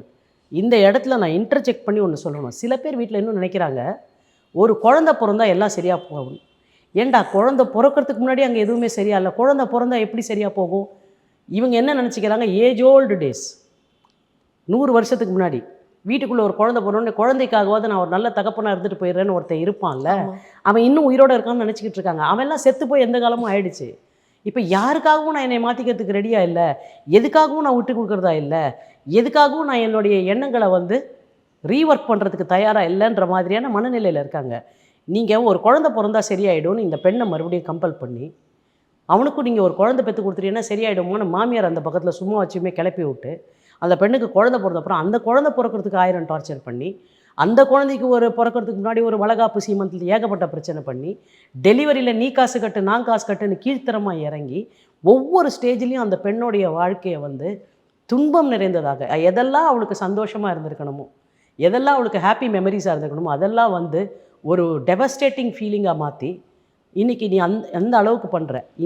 இந்த மாதிரி எதுவுமே சரியில்லாத ஒருத்தனோட நீ குழந்தை பெற்றுக்கோன்னு சொல்கிற அறிவுரை இருக்குல்ல, அது தேவையில்லாத இந்த உலகத்தில். நான் வந்து பிறக்கணும்னு உங்கள்கிட்ட அந்த குழந்தை கேட்கல, ஏற்கனவே ஒரு குடும்பத்தில் பாதி விஷயம் சரியில்லாத போது அது பிறக்கணும்னு நினச்சி அதனோட லைஃப்பையும் மிசரபிள் ஆக்குறீங்களே. இப்படிப்பட்ட பிரில்லியன்ட் ஃபெல்லோஸ் தான் இங்கே அப்பாக்களாகவும் கணவன்களாகவும். அப்பா சொன்னால் கரெக்டாக தான் இருக்கும், அவர் என்னதான் இருந்தாலும் ஹஸ்பண்டுமா, அவர் சொன்னால் கேட்டுக்க, அவருக்கு அனுபவம் ஜாஸ்தி, என்ன அவர் அப்படி என்ன அனுபவிச்சிட்டாரு. இந்த கேஸ்லயே இவ கேட்குறா சாரிப்பா சாரிப்பா சாரிப்பா. ஆக்சுவலி சாரி கேட்க வேண்டியது அந்த பேரண்ட்ஸ். அவங்க தான் இவ்வளோ அந்த டெத் என்னாக்க அவளுக்கு என்ன கில்ட்டானாக்கா, அப்பா இவ்வளோ செலவு பண்ணி கல்யாணம் பண்ணிட்டார்ல, நான் அந்த இலையில் இருக்க விஷ இலையில் இருக்க சாப்பாடு எடுத்து சாப்பிட முடியல, அதை நான் சாப்பிட முடியாமல் நான் டிடெஸ்ட் பண்ணுறேன்ல. அந்த வாழ்க்கை என்பது நீங்கள் உங்களை பொறுத்த வரைக்கும் ஒரு விருந்து, அந்த விருந்தை நான் உண்ணாமலேயே நான் இறந்து போகிறேன்ல, அந்த விருந்து எடுத்து நீங்கள் இப்போ இலையை குப்பையில் போட்டுருவீங்கல்ல, அதுக்கு நான் காரணமாயிட்டேன்ல. அப்போ விஷமாக இருந்தாலும் நான் சாப்பிட்ணும், விஷத்தை சாப்பிட மாட்டேன், விஷத்தை சாப்பிட்டா நான் செத்துருவேன், சாப்பிடாமலே நான் சாப்பிட்றேன்னு சொன்னால் நான் குற்றவாளிங்க. மேம் இப்போ அந்த மாமியாரே அவளுக்கு எதுக்காக இவ்வளோ வந்திருக்காங்கல்ல மேம், அவங்களும் இந்த மாதிரி கோத்ரூ பண்ணியிருக்காங்கல்ல. அப்போ அந்த மாதிரி கோத்ரூ பண்ணவங்க நம்ம 2 மனித மனம் தாங்க இந்த உலகத்தில் இருக்கு. எனக்கு நேர்ந்த துன்பம் இன்னொருத்தருக்கு நேரக்கூடாது அப்படின்றது ஒன்று, நானே இவ்வளோ கஷ்டப்பட்டேன் நீ மட்டும் ஏன் நல்லா இருக்கணுன்றது 2. இங்கே ஆகப்பெரிய மாமியார்கள் நானே கஷ்டப்பட்டேன் நீ மட்டும் ஏன் நல்லா இருக்கணும்னு நினைக்கிற மாமியார்கள் தான் மோஸ்ட்லி 90%. எக்ஸெப்ஷன்ஸ் இருக்கலாம், எல்லா மாமியாரும் அப்படி சொல்லாதீங்கன்னு கிளம்பி வரக்கூடாது. இப்போ எங்கிட்ட எல்லாத்துலேயுமே வந்து நம்ம we go by the majority. மைனாரிட்டியை பற்றி இங்கே பேச்சு இல்லை. மைனாரிட்டி நீங்கள் நல்லவங்களா இருக்கீங்களா, உங்களுக்கு கோவம் வரக்கூடாது. மெஜாரிட்டியில் அப்படி இருக்காளுங்க, அவளுங்களை பற்றி பேசுகிறாங்க அப்படின்னு நீங்கள் எங்கள் கிளப்பில் சேர்ந்துடணும். We'll also come and fight. நாங்கள்லாம் கரெக்டாக இருக்கோம்ல மாமியாரா, நீங்கள் ஏன் இப்படி பிரச்சனை பண்ணுறீங்கன்னு எங்கள் கூட நின்று சண்டை போடுங்க. நீங்கள் உடனே அந்த கிளப்பில் நிற்கக்கூடாது எதிர போய். நான் அங்கேயும் அம்மா அட்ஜஸ்ட் பண்ணிக்கோங்கிறாங்க, இங்கேயும் மாமியார் அட்ஜஸ்ட் பண்ணிக்கோங்கிறாங்க. இதே நான் ஒரு சாதாரண எக்ஸாம்பிள் சொல்கிறேன். இந்த பழைய காலத்தில் நம்ம ஆட்டுக்கல்லில் மாவு அரைக்கும் போது மாவு இப்படி தள்ளுவோம், அப்புறம் அங்கே மாவு அந்த பக்கம் வந்து அப்படி தள்ளுவோம்ல, அந்த மாதிரி இப்படி தள்ளுறது இப்படி எப்படி தள்ளினாலும் உள்ளே போய் நசுங்க போகிறேன்டா நான் ஏங்க இங்கே இருக்கணும்? ஆமாம். So helpless. நான் ஃபால் பேக்குக்கு எனக்கு எதுவுமே இல்லைங்க. இப்போ இந்த generation woman mindset change பண்ணுமா, இல்லை அந்த ஜென்ரேஷன் மைண்ட் செட் சேஞ்ச் அந்த generation mind you can never set the clock back madam. இது இது இது வந்து இட் ஹேப்பன்ஸ் எவ்ரிவேர். இந்த உலகத்தில் எதுக்குமே நம்ம கடிகாரத்தை நம்ம பின்னோக்கி செலுத்தவே முடியாது இல்லையா? அவங்களெல்லாம் மாற்றுறது நமக்கு கஷ்டம். 2 விஷயம் நம்ம பெண்கள் புரிஞ்சுக்கணும். அப்பா அம்மா மேலே ரெஸ்பெக்ட்ஃபுல்லாக இருக்கிறது, அப்பா மேலே அன்பாக இருக்கிறதுக்கும் அவங்க சொல்கிற எல்லாத்துக்கும் மண்டை ஆட்டுறதுக்கும் இடையில கடல் அளவு வேறுபாடு இருக்குது. நான் எங்கள் அப்பா மேலே ரொம்ப மரியாதையாக இருக்கலாம், எங்கள் அப்பா மேலே பாசத்தை சொரியலாம், ரொம்ப அன்பாக இருக்கலாம். ஆனால் வந்து நீ பைத்தியக்காரத்தனமாக ஒன்று சொன்னேன்னு வச்சுக்கோ, ஏன் சாரிப்பா நீ ரொம்ப முட்டாள்தனமாக பேசுகிற, you may be my lovable father, அது தனி, அந்த கம்பார்ட்மெண்ட் தனி. ஆனால் நீ இப்போ பேசுகிற முட்டாள்தனம் இருக்குல்ல, இந்த கம்பார்ட்மெண்ட் ரொம்ப தனி, இந்த கம்பார்ட்மெண்ட்டை நான் கழட்டி விட்டுருவேன். என் ட்ரெயினில் அது வராது. என் ட்ரெயினில் அப்பாவுடைய அன்பு வரும், அப்பாவுடைய பாசம் வரும், அப்பா மேலே ரெஸ்பெக்ட் வரும், அப்பாவோட முட்டாள்தனம் கைட்டி தனியாக விட்டுருவேன். இந்த மாதிரி ஒரு ரிலேஷன்ஷிப்பில் உங்களால் கம்பார்ட்மெண்டலைஸ் பண்ணி எந்த வரைக்கும் உங்கள் அப்பா அம்மாவை நீங்கள் அக்செப்ட் பண்ணுவீங்க, எந்த இடத்துல ஃபுல் ஸ்டாப் இது இல்லை, இதை நான் ஒத்துக்க முடியாது அப்படின்றத உங்களுக்கு சொல்லும். அப்படி சொல்கிறது அவமரியாதை இல்லை, அப்படி சொல்கிறது அன்புக்கு எதிரானது இல்லை, அப்படி சொல்வது மரியாதை குறைச்சல் இல்லை, அப்படி சொல்வது பாசத்திற்கு எதிரானது இல்லை அப்படின்றதுல கிளாரிட்டி பெண்களுக்கு வரணும். அந்த கிளாரிட்டி லேக்கிங் இருக்கு இல்லையா, அதுதான் இந்த பெண்ணோட வாழ்க்கையில் நடந்த விபத்துக்கு காரணம். அது வந்து இப்போ இர்ரெஸ்பெக்டிவ் ஆஃப் படித்தவங்க படிக்காத பொண்ணுங்க, படிக்காத பெண்களுக்கு என்ன தெரியுமாங்க, அவங்க மனசில் என்ன நினைக்கிறாங்களோ அதை வெளிப்பட பேசிடுவாங்க. போயா நீ நான் அநியாயமாக பேசுகிற, வேறு பொழப்பை பார்த்துட்டு போ, நீ யாராக இருந்தா என்ன அப்படின்னு அவங்களும் மனசுக்கு நேராக பேசிடுவாங்க. அந்த சண்டையை போட்டு முடிச்சிடுவாங்க. அங்கே ஒரு மியூச்சுவல் ரியலைசேஷன் இருக்கும். ரியலைசேஷன் இல்லாட்டி எட்டி தூக்கி வெளியே போட்டுருவாங்க. அந்த துணிச்சல் இருக்குல்ல இங்கே படித்த பெண்களுக்கு இல்லை. ஏன்னா இவங்க ஏதோ ஒன்று இழந்துருவாங்க. இப்போ இந்த மாதிரி கேஸ்லேயே இப்போ அவள் சப்போஸ் டிவோர்ஸ் வரைக்கும் போயிருந்தான்னா உடனே அவளை என்ன ப்ளேம் பண்ணுவாங்கன்னா, இவ திமிர் பிடிச்சவ, காசு திமிர், அட்ஜஸ்ட் பண்ணிக்க தெரியல, ப்ளேம் பண்ணிட்டு போட்டுமே. இல்லாட்டி இப்போ என்ன சொல்கிறாங்கன்னா மேம் கோழை அப்படின்னு சொல்லிடுறாங்க. நான் என்ன சொல்கிறேன், இந்த எதுனாலையாவது உங்கள் வாழ்க்கையில் ஏதாவது நடக்க போதா? You are going to lead your life. நீங்கள் உட்காந்து ஜன்னலை திறந்து வச்சுக்கிட்டு இப்போ யாருன்னா அவங்க கல்லறையில் போய் இங்கே ஒரு ஒழுக்கம் நிறைந்த பண்பாடு நிறைந்த பெண் உறங்கி கொண்டு இருக்கிறாள்னு கல்லறையில் வைக்க போகிறீங்களா? ஆக சிறந்த பொதுஜனம் இல்லை. 4 நாள் பேசிட்டு விட்டுருவாங்க. அவ்வளோ அடுத்த பிரச்சனை வந்தபோது இது மறந்து போயிடுங்க. அப்போ என்னுடைய வாழ்க்கை வந்து என்னை பற்றினது, எனக்கு எது சரின்னு தோணுது, எனக்கு எது தப்புன்னு தோணுது. நான் என்னுடைய செயல்பாடுகள்னால நான் யாருடைய வாய் அரிசி சாப்பாடை நான் தட்டி பறிக்கக்கூடாது, யாருடைய அடுத்தவர்களுடைய வாழ்க்கையை தட்டி பறிக்கக்கூடாது. அந்த அளவில் இருந்தால் அது போதுமானது. அதை தாண்டி நான் யாரையும் திருப்திப்படுத்துறதுக்காகவோ யார்கிட்டையும் சர்டிஃபிகேட் வாங்குறதுக்காகவோ இங்கே எந்த வாழ்க்கையும் வாழ வேண்டிய அவசியம் இல்லை. சரிதானே? என்ன பண்ணாலும் சர்டிஃபை பண்ண போகிறாங்க, சர்டிஃபை பண்ணுறாங்க, பண்ணலை. நான் அந்த சர்டிஃபிகேட்டே தேவையில்லைன்ற, அந்த சர்டிஃபிகேட்னு ஒன்று மைண்டில் இருக்குல்ல, அதை கைட்டி எறிஞ்சிரு. உன் மனசுக்கு சரின்னு படுதில்ல, இந்த வாழ்க்கை ரொம்ப தப்பாக இருக்குது, இவன் ரொம்ப தப்பாக இருக்கான், சரியில்லை, இவன் கூட வாழக்கூடாதுன்னு தோணுச்சுன்னா நீங்கள் வெளியே வாங்க. இதுக்கு அப்பா அம்மா சப்போர்ட்டுலாம் எதிர்பார்க்க வேண்டியதில்லை. நமக்கு கை இருக்குது உழைக்கிறதுக்கு, மனசு இருக்குது, நம்ம அந்த துணிவு இருக்குல்ல, அதை தான் நீங்கள் டெவலப் பண்ணிக்கணும். டிகிரி சர்டிஃபிகேட்டுன்றது வேலைக்கு போகிறதுக்கான ஒரு பாஸ்போர்ட்டாக நினைக்கிறாங்க. டிகிரி சர்டிஃபிகேட்டுன்றது நம்முடைய கல்வி என்பது வேலைக்கு போவதற்கான ஒரு சான்றிதழை ஏற்படுத்தி கொடுக்கக்கூடிய சாதனம் இல்லை. வாழ்க்கையில் ஆகப்பெரிய சிக்கல்கள் நமக்கு வருகின்ற பொழுது, when you are in cross ரோட்ஸ்ன்னு சொல்லுவோம் நம்ம ஆங்கிலத்தில், எந்த பக்கம் போகிறதுன்னு தெரியாமல் பரிதவிச்சு நிற்கிற சந்தர்ப்பங்கள் எல்லோருக்கும் வாழ்க்கையில் வரும். அப்போ இதுதான் என் பாதை, இதுதான் என் பயணம்னு நான் முடிவு பண்ணுறதுக்கு என் கல்வி எனக்கு உதவுமானால் அந்த கல்வி ஆகச்சிறந்த கல்வி. இல்லைனா அத்தனை சர்டிஃபிகேட்டையும் கிழிச்சு போட்டு எரிச்சிட்டு போயிட்டே இருக்க வேண்டியதுதான். ஏன்னா நீ ஸ்கூலுக்கு போனது வேஸ்ட்டு, நீ காலேஜுக்கு போனது வேஸ்ட், நீ படித்தது வேஸ்ட்டு. அந்த கல்வியை வச்சுக்கிட்டு உன்னால் வாழ்க்கையில் லைஃப் டெசிஷன்ஸ் எடுக்க முடியலன்னா, சரி எனக்கு இந்த சப்ஜெக்டில் எடுக்க தெரியல, இந்த இடத்துல எடுக்க தெரியலன்னா, குறைஞ்சபட்சம் எல்லா சப்ஜெக்ட்டுக்கும் ஒரு ப்ரொஃபஷனல் இன்றைக்கி இருக்காங்க. மன உளைச்சலாக இருக்குது, நேத்தி மாதிரி உலகம் கிடையாது. இன்றைக்கி நீங்கள் you can go and meet a psychologist, ஒரு தெரபிஸ்ட்டை நீங்கள் சந்திக்கலாம். நம்ம தேவையில்லாத யூடியூப்பில் எவ்வளோ விஷயங்கள் பார்க்குறோம். நீங்கள் வந்து பார்வதி தருவத் மாதிரியான பர்சன்ஸ் தெரப்பிக்கு போனதுனால அவங்களுக்கு என்னென்ன நல்லது நடந்தது அப்படின்றத பிளேட்டண்ட்டாக வந்து பேசுகிறாங்க. ஸ்ருதிஹாசன் பேசியிருக்காங்க. நல்ல விஷயங்கள் பாருங்கள். சரி, மன உளைச்சலில் இருந்தோம், இந்த மன உளைச்சலை எப்படி தீர்த்துக்கிறதுனும் போது நான் ஒரு ஹெல்ப் வாங்கிக்கிட்டேன். இங்கே வந்து ஒரு தெரப்பிஸ்ட்டுக்கிட்ட, ஒரு சைக்காலஜிஸ்ட்கிட்ட போனாலோ, ஒரு தெரப்பிஸ்ட்டுக்கிட்ட போனாலோ உடனே நான் மென்டல்னு சொல்லிடுவாங்க, நான் பைத்தியம்னு சொல்லிடுவாங்க. இப்படியெல்லாம் கற்பிதங்கள் இருக்குது. தனியாக வாழ்றது கொஞ்சம் பயப்படுறாங்களோ மேம் பெண்கள்? அது பயப்படுறதுல சில நியாயங்கள் இருக்குது. நான் நியாயம் இல்லைன்னு சொல்லிட மாட்டேன். இங்கே தனியாக ஒரு பெண் இருந்தாலே அவன் யார் வேணால் எப்படி வேணாலும் டீல் பண்ணலாம் அவங்களாம் நினைக்கிறாங்க. அது எதனாலனாக்க நம்மக்கிட்ட இருக்கக்கூடிய ஒரு துணிவாக இருக்கும் நம்ம அப்படின்றத நம்ம ப்ரொஜெக்டே பண்ணிக்கல இல்லையா. நம்ம ஒரு பெண் என்றால் அப்படியே மென்மையானவள், அப்படியே பறவை போன்றவள், இறகு போன்றவள், பூ போன்றவள். நான் ஒரு குப்பையும் கிடையாது. நீ எனக்கெல்லாம் அதெல்லாம் பூவு அதெல்லாம் நீ சொல்லாத. நான் எனக்கு என்னன்னு நான் துப்பாக்கியாக இருந்துக்குவேன் தேவைப்பட்டதுன்னா. எனக்கு இஷ்டமாக இருந்தால் நான் பூவாக இருந்துக்குவேன். நீ எல்லாம் எனக்கு சொல்லாத நான் யாருன்ட்டு. இப்படின்ற தங்களை பற்றின ஒரு ப்ரொஜெக்ஷன் இருக்குல்ல, இதை எங்கேயுமே வந்து ஒரு பெண் வந்து காட்டிக்கிட்டதே இல்லை சமூகத்தில். அப்படியெல்லாம் காட்டினா நீங்கள் முதல்ல சொன்னீங்களே அந்த கேள்வி, திமிர் பிடிச்சவன் இருந்துட்டு போகிற திமிர் பிடிச்சவளாக தான் என்ன இப்போ? பயந்தாங்கொல்லியாக இருக்கிறத விட திமிர் பிடிச்சவளாக இருக்கிறது பெருமையான விஷயம் தானேங்க. மேம் இந்த கொங்கு பெல்ட்டில் நான் ஒரு ட்வீட்டில் கூட பார்த்தேன் மேம். ஒரு ஆண் அப்படின்னா அந்த குடும்பத்தோட ஆளுமை, வாரிசு அந்த மாதிரி பார்க்குறாங்க. பெண் அப்படின்னா கௌரவம். அதனால தான் அவளை கேர்ள்ஸ் ஸ்கூல்லேயே படிக்க வச்சுட்டு, கேர்ள்ஸ் காலேஜ்லேயே படிக்க வச்சுட்டு, அங்கேயே உள்ளூரை எதனா ஒரு மாப்பிள்ளை பார்த்துக்க. ஸோ அவளுக்கு அந்த உலகமே தெரியாமல், ஆசைக்கு ஒரு பெண், ஆஸ்திக்கு ஒரு ஆண். அது பெண்ணாக இருந்தாலும் ஆணாக இருந்தாலும் கடைசியில் போய் சேர போகிறது அஸ்தியில் தான். இதில் என்னடா ஆசைக்கு ஒரு பெண், ஆஸ்திக்கு ஒரு ஆண், ரெண்டும் ஒன்று தான் அப்படின்ற அந்த கிளாரிட்டி ஒன்றும் இல்லை. ரெண்டாவது இங்கே என்னன்னாக்கா இன்னுமே வந்து இது பேட்ரியார்க்கல் சொசைட்டி தாங்க, ஆணாதிக்க சமூகம் தான். நீங்கள் என்ன 1989 லா வந்தது, பெண்ணுக்கு சம உரிமை, சொத்து எல்லாமே தமிழ்நாட்டில் பொறுத்த வரைக்கும் வந்திருக்கு.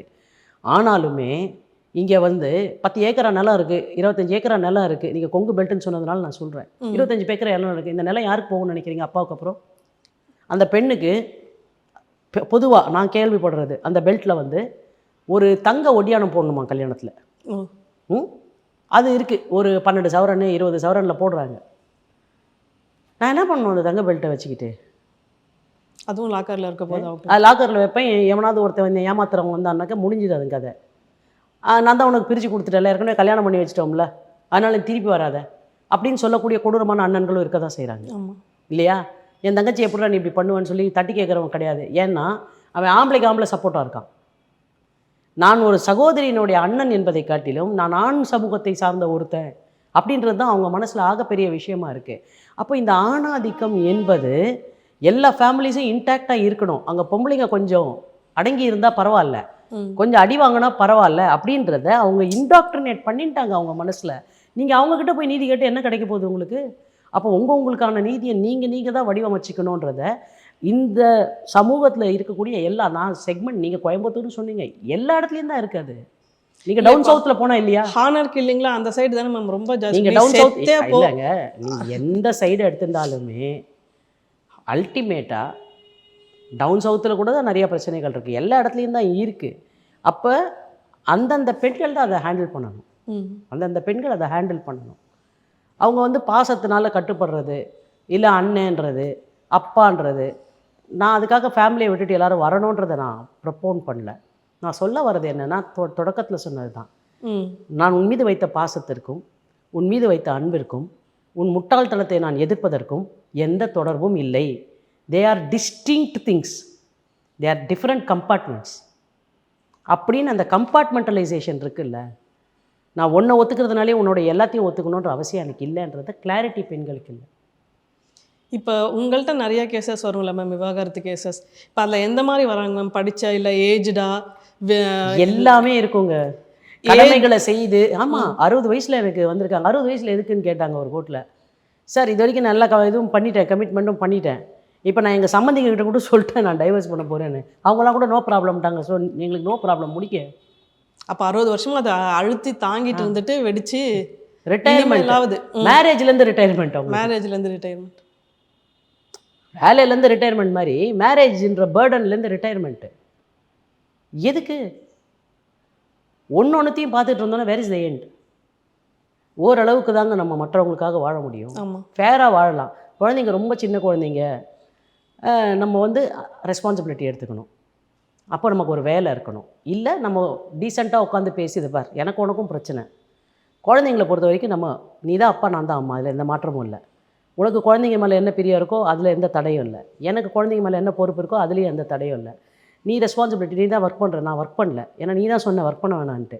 இல்லை 2 பேருமே ஒர்க் பண்ணுறோம், 2 பேருமே குழந்தைங்களுடைய எக்ஸ்பென்சஸை ஈக்குவலாக ஷேர் பண்ணிக்கலாம். மற்றபடி நான் என்ன பார்த்துக்கிறேன், நீ உன்னை பார்த்துக்கோ. அழகாக பிரிஞ்சு போகலான்னா அந்த டீசெண்டான நெகோஷியேட்டிங் இடத்துக்கு எத்தனை பேர் வருவாங்கன்னு நினைக்கிறீங்க? நீங்கள் இன்னொரு பயம் இருக்குல்ல அந்த பெண்ணுக்கு. அந்த பெண் இந்த ரித்தன்யாவை பொறுத்த வரைக்கும் நீங்கள் என்ன சொன்னாலுமே அவள் வெளில வரமாட்டான். அவள் கல்யாணத்துலேருந்து வெளியவே வரமாட்டான். அவள் சாவாலை தவிர கல்யாணத்துலேருந்து வெளியே வரமாட்டான். ஒருத்தனுக்கு ஒருத்தி because the indoctrination is so deep. நீங்கள் அவளை சொல்லி குற்றம் இல்லை, அவள் மனசுக்குள்ளே அது நீங்கள் எத்தனை வருஷமாக போயிருக்குன்னு நினைக்கிறீங்க? அவள் பிறந்ததுலேருந்தே விதைச்சிருக்கும். அப்போது அதுலேருந்து அவளுக்கு வரவே முடியாது. அப்படியே அவள் வரணும்னு நினச்சான்னு வச்சுக்கோங்க. 3 தடவை போய் அவங்க புரிஞ்சிக்கலைங்களே, நீங்கள் அனுப்பி வைங்க நல்லா பார்த்துக்கிறேன்னு சொன்ன இந்த மாப்பிள்ளை அவள் ஒரு கன்சென்ட் டைவர்ஸ் கொடுத்தாக்க கேட்டாக்க கொடுப்பான்னு நினைக்கிறீங்களா?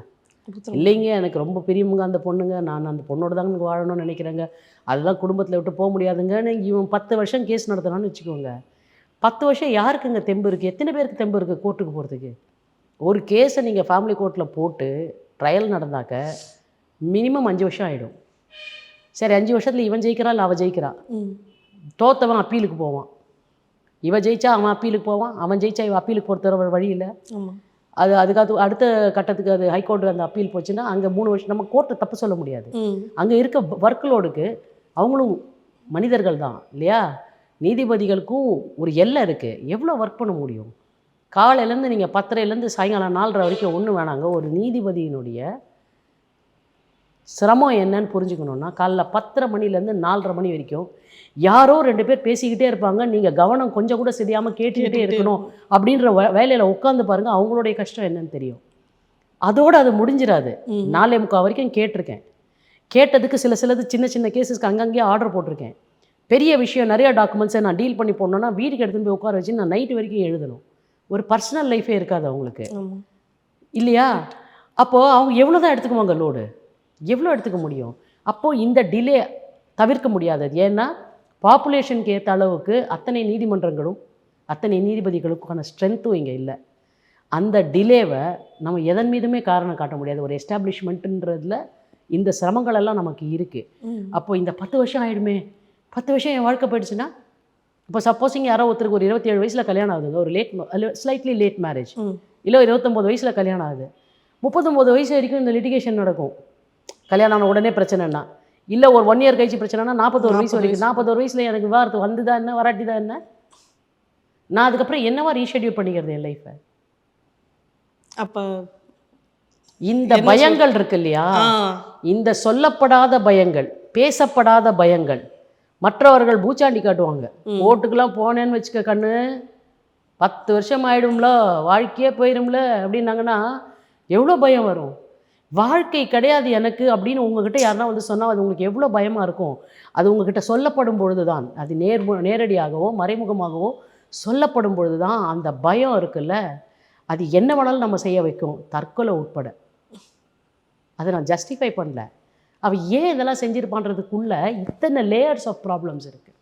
இப்போ நம்ம எங்கெல்லாம் பேசணும்னு பாருங்கள். செலவுகள்லேருந்து, நம்மளுடைய ஜுவல்ஸ் அடமானம் வச்சு திருப்பியும் கிடைக்காததுலேருந்து, நம்ம சம்பளத்தையே வந்து நம்ம குடும்பத்துக்கு செலவழிச்சுட்டு அவன் சம்பளத்தை அவன் சேவ் பண்ணி அதை ஒரு வரதட்சணையினுடைய ஒரு மாற்று முகமாக அதை பற்றி தான் கேட்கணும்னு நினச்சேன் மேம். இப்போ வரதட்சணை வாங்காதவங்க என்ன பண்ணுறாங்கன்னா, பொண்ணுங்க வந்து வேலைக்கு போகணும்னு சொல்லிடுறாங்க மேம். அதில் வந்து நீங்கள் சொன்ன மாதிரி தான் அவன் இஎம்ஐ கட்டிட்டு இவளுக்கு வந்து இன்டைரக்ட் ப்ரெஷர் இது மேம். 2 குழந்தைங்க, ஐடி வேலைன்னா இவள் அதையும் மேனேஜ் பண்ணிவிட்டு இதையும் மேனேஜ் பண்ணிவிட்டு கேட்டால் நீ தானே ப்ராமிஸ் பண்ண, நாங்கள் உங்கள்கிட்ட வரதட்சணை கூட எதிர்பார்க்கலையே, so you have to work அப்படிங்கிற மாதிரி போட்டு ப்ரெஷர் பண்ணி அவங்களுக்கு அதுவும் ஒரு பெரிய மென்டல் டார்ச்சரே. அவங்களால அங்கேயும் பர்ஃபார்ம் பண்ண முடியாமல் இங்கேயும் குழந்தைங்கள பார்த்துக்க முடியாமல் அந்த மாதிரி ப்ரெஷருக்கும் இப்போ working woman they are undergoing that stress also. நான் அந்த பிரச்சனை இருக்குது. அப்போ என்னன்னாக்க குழந்தைங்க அப்படின்னாச்சுன்னா, இப்போ மென்னுக்குமே வந்து டெலிவரி டைமில் அவங்களுக்கு ஒரு சின்ன ஹாலிடே கொடுக்குறாங்க. வெட்டர்னிட்டி லீவ் பெண்களுக்கு கிடைக்கிற மாதிரி அவங்களுக்கும் சப்போர்ட் லீவ் ஒன்று இருக்குது. பட் எத்தனை பேர் அந்த சப்போர்ட் லீவை உண்மையாமே லீவ் போட்டு குழந்தைங்கள பார்த்துக்கிறாங்க? டூர் போகிறாங்க, அந்த டைமில் டூர் போகிறாங்க. அப்போ வேலைக்கு போவதும் போகாதும் என்னோடய சாய்ஸு. நீ எனக்கு வேலைக்கு போகிற பெண்ணுன்னு கல்யாணம் பண்ணிக்கிறேன்னாக்க விட்டுடு. நான் வரதட்சணை தரமாட்டேன். டீசெண்டான ஒரு இடத்துல தான் கல்யாணம் பண்ணுவேன். நான் வந்து ஃப்ளாம்பாயண்ட்டாக ஒரு கல்யாணத்தை பண்ண மாட்டேன். கிராண்டாக ஒரு கல்யாணம் அப்படின்னு பண்ண மாட்டேன். இன்னைய விருந்த மண்டபங்களில் நான் பல இடங்களில் சொல்கிறது தான், இதே டாபிக் பேசின மற்ற சேனல்லையும் நான் சொன்னது தான். இருந்தாலும் சாணக்கியா மாதிரி ஒரு channel, it carries message to a lot of பீப்புள்ன்றதால நான் திரும்ப சொல்கிறேன். அருவருக்கத்தக்க வகையில், முகம் சுளிக்க வைக்கும் வகையில் ஒரு விருந்தில், கல்யாண விருந்தில் 145 ஐட்டம் 150 ஐட்டம்னு கேட்ரஸ் கொண்டு வந்து அந்த கார்டு வைக்கிறாங்களே, மனசாட்சியே இல்லையா அவங்களுக்கெல்லாம்? 145 ஐட்டத்தை எந்த பக்காசுரம் கூட திங்க முடியாதுங்க. அப்போ எதுக்கு அதை வைக்கிற? யாருடைய பணத்திமிரை காட்டுறதுக்கு வைக்கிற? எந்த ஆணவத்தை நீ வந்து பிரகடனப்படுத்துவதற்காக இந்த 145 ஐட்டத்தை வைக்கிற? எந்த ஒரு இலையிலும் 10 ஐட்டம், சாதம் உட்பட 12 ஐட்டம், அதிகபட்சமாக 15 ஐட்டம், ஒரு 2 எக்ஸ்ட்ரா பொரியல் கூட்டு போட்டேன். இதுக்கு மேலே எவனாலையும் திங்க முடியாது. இதுக்கு மேலே எவனாலும் தின்னானா அவன் மனுஷன் கிடையாது. சரிங்களா? அப்போ 145 ஐட்டத்துக்கு பதிலாக ஒழுங்காக நீ 10 ஐட்டம் 15 ஐட்டம் போட்டு மீதி அந்த 85 ஐட்டம் இருக்குல்ல, இல்லை ஒரு 100 ஐட்டம் இருக்குல்ல, அந்த 100 ஐட்டம்க்கான காஸ்ட்டை எடுத்துகிட்டு போய் பசிக்கிற குழந்தைங்க, முதியவர்கள், மாற்றுத்திறனாளிகள், இவங்களுக்கெல்லாம் ஏதாவது ஒரு விதத்தில் படிக்க முடியாத குழந்தைங்க, சம்பளம் கட்டுறதுக்கு வாய்ப்பு இல்லாத குழந்தைங்க, ஸ்போர்ட்ஸில் திறமையாக இருந்துன்னு ஷூ கூட வாங்குறதுக்கு இல்லாத எவ்வளோ குழந்தைங்க இருக்காங்க. இதையெல்லாம் நீ ஐடென்டிஃபை பண்ணி எவ்வளோ ஆர்கனைசேஷன்ஸ் இருக்குது, அவங்களுக்கு நீ சேரிட்டியாக பண்ணன்னு வச்சுக்கோயேன், உன்னோட பணத்துக்கு கூட ஒரு நல்ல பர்பஸ் இருந்திருக்கும். ஒரு கல்யாணம் நடக்கிற போது நம்ம 10 நல்ல காரியம் செய்தோன்ற நிம்மதியும் நிறைவும் உனக்கு இருந்திருக்கும். அதெல்லாம் செய்யாததுக்கு பாதி சாப்பிட்ட இலையில் முக்கால்வாசி சாப்பிடாத பொருட்களோட அதை தூக்கி நீ வெளியே போடுறியே. இது ஏழைகளை கூட்டம் போட்டு நின்று கேலி பண்ணுற மாதிரிங்க. அவங்களுடைய ஏழ்மையவும் அவங்களுடைய வறுமையவும் அவங்களுடைய பசியவும் அவங்களுடைய போராட்டத்தையும் கேலி பண்ணுற மாதிரி அந்த இலையில் போய் உட்காந்து சாப்பிட்ற ஒவ்வொருவனும் அந்த கேலியிலே ஒரு பங்கேற்பாளனாக இருக்கான். இனிமேல் 145 ஐட்டம் எந்த இலையிலையாவது வச்சா அந்த விருந்து மண்டபத்தில் போய் நான் சாப்பிட மாட்டேன் அப்படின்ற ஒரு சங்கல்பம் நமக்கு இருந்தால் தான் இல்லை அந்த விருந்துக்கு நம்ம போகலாம், அந்த கல்யாணத்துக்கு நம்ம போகலாம், கிஃப்ட்டை கொடுக்கலாம். 145 ஐட்டமா நான் இங்கே சாப்பிட மாட்டேன் sir, walk out, show your protest. நம்மளோட பங்களிப்புன்னு ஒன்று இருக்குல்ல, அவனை விமர்சனம் பண்ணிட்டு போகிறது மட்டும் இல்லை, ஐயோ 145 ஐட்டம், இவன் வந்து படம் நம்ம சாப்பிடணுன்றதுக்காக இவன் சோறு போடல, அவனோட நான் யார் தெரியுமான்னு கம்பு சுற்றுறதுக்காக சோறு போடுறான். கம்பு சுற்றுறவன் வீட்டில் நம்ம சோறு சாப்பிட வேண்டிய அவசியம் இல்லை. அந்த ஒரு மினிமம் ரெசல்யூஷன் நமக்கு இருக்கணும். இதெல்லாம் தான் ஒரு பெரிய லெவலில் நாளைக்கு மாறும்போது ப்ரொட்டஸ்ட் ஆகும். இன்றைக்கி இன்னொன்று பார்த்தீங்கன்னாக்க எல்லா செலவுகளையும் நான் சொல்கிறேன். ஒரு கல்யாணத்தில் நம்மளாம் என்னங்க வச்சோம்? ஒரு நார்மல் மேரேஜில் நம்ம பாரம்பரியமாக வைக்கிறது ஒரு தவில், ஒரு நாதஸ்வரம் இல்லை, ஒரு இஸ்லாமியர்கள் வீட்டில் வந்து ஒரு ஷேனாய் மியூசிக் வைப்பாங்க ஓரளவுக்கு. கிறிஸ்டியன்ஸ் அஃப்கோர்ஸ் அவங்க சர்ச்சில் மியூசிக் வச்சாங்க, அவங்க ஒரு பேண்டு வைப்பாங்க, அவங்க வாட் எவர் இட் இஸ். இவ்வளோ தானுங்க நம்ம பாரம்பரியமாக இருக்கிறது, இவ்வளோ மட்டும்தானே. இதையும் தாண்டி வெளியில் ஒரு 50 ஜெண்டை மேலே வைக்கிற நீ எதுக்கு? நீங்கள் சொல்கிற அந்த சங்கீத்லலாம் டிஜேவை வச்சு சங்கீத் வைக்கிற எதுக்கு? எல்லாரும் ஃப்ளோரில் எழுந்து ஆடுறீங்க எதுக்கு? இது நம்ம பாரம்பரியமா? இது நம்ம கலாச்சாரமா? நம்மளுடைய நாதஸ்வர கலைஞர்களுடைய நலிவிலையும் நம்மளுடைய தவில் வித்வான்களுடைய நலிவிலையும் நீ வந்து டிஜேவை வச்சு மியூசிக் ப்ளே பண்ணி நீ ஆடுற ஆட்டத்துலேயும் இந்த பாரம்பரியத்தை காப்பாற்றணுன்றதுக்காக தலைமுறையாக வாசிக்கிறாங்கல்ல, அவங்களையும் நீ ஹர்ட் பண்ணி நீ எதை சாதிக்க போகிற?